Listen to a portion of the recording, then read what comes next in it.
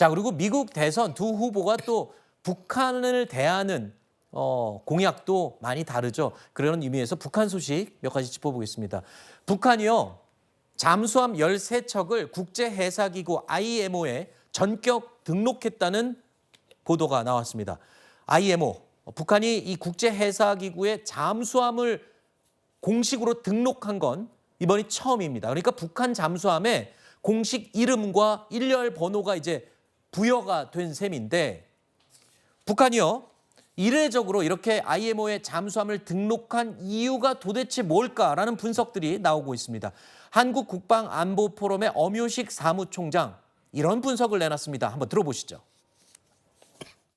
북한이 어쨌건 그런 조그만한 잠수정을 포함한 10여 척을 국제기구에다가 등재했다는 것은 잠수함 활동을 보다 이제 공식화하겠다는 그런 의미를 해외 다른 나라와 연합 잠수함 훈련 같은 것을 했을 때 소속도 없고 알려지지도 않은 잠수함이 기동을 하게 되면 그거는 침투가 될 수도 있고 도발이 될 수도 있고 그렇잖아요. 예를 들어서 북한의 잠수함이 러시아와 함께 연합 잠수함 훈련을 한다. 그럴 때 이름도 없고 그 출처불명의 잠수함이 가는 것보다는 자기들이 국제적으로 우리는 이런 잠수함이 있고 이런 것을 훈련한다는 것의 어떤 정당성을 확보하는 명분이 되잖아요. 그러니까 잠수함을 통한 군사 훈련을 아예 공개적으로 공식화하겠다, 이런 의도가 되겠군요. 사실 IMO에는 그 해군 잠수함 같은 경우에는 등록할 의무가 없습니다. 그렇죠. 예외 원래 규정 잠수함이 때문에, 안 보인다면서요. 예, 군함 같은 경우에는 등록을 하지 않는데 북한이 굉장히 이례적으로 등록을 하게 되었고, 아무래도 관련해서 훈련을 할 요량, 그리고 이러한 잠수함을 가지고 있다는 그 전력을 과시할 목적인 것으로 보여지는데요.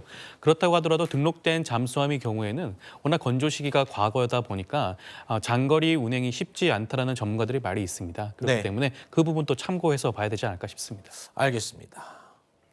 굉장히 이례적인 경우여서 저희가 이 이야기를 한번 짚어봤고요. 북한 소식 하나 더 있습니다.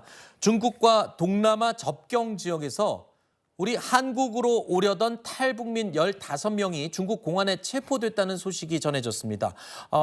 걱정되는 건 이들이 강제 북송될 가능성이 굉장히 높아 보인다는 이 보도가 나왔는데, 사실 최근에 중국에서 북한으로 북송을 하는 경우가 많죠. 탈북자들을 체포했을 경우에. 예, 아무래도 김정은 시대 들어서 더 경비가 삼엄해졌고, 특히 이제 북중 관계가 지금 더 밀착해 가고 있고, 아무래도 중국과 한국의 이제 관계가 과거에 비해서는 조금 좀 불편해지는 관계. 북러 관계가 밀착한. 북러 밀착하고요.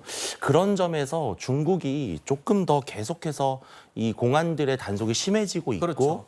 또 북한 탈북자들을 과거에는 공안들이 그냥 뭐 한국으로 가는 거를 좀 이렇게 묵인하는 경향도 있었는데, 아하. 지금은 더 경비가 삼엄해지는 것은 그만큼 중국도 내부적으로 체제 단속이 상당히 강해지고 있기 때문입니다. 그렇죠. 예, 그리고 또 탈북자들이 중국에서 벌인 여러 가지 그런 금전적인 활동들을 또 매우 경비가 심하다고 하거든요. 네. 이분들이 좀 모쪼록 북송되지 않고 잘 한국으로 왔으면 좋았을 텐데 매우 안타까운 상황이 아닌가 싶습니다. 알겠습니다. 북한 김정은이 워낙 탈북을 단속하고 있어서 탈북 루트가 굉장히 제한적이라고 하는데, 그나마 이 탈북 루트를 통해서 이 탈북하던 탈북민들, 글쎄요, 부디 안전하기를 바라보겠습니다. 자, 정치권 이야기부터 미국 대선 이야기까지 북한 이야기 포함해서 나눠봤습니다. 세 분과는 인사드리겠습니다. 나오셔서 고맙습니다.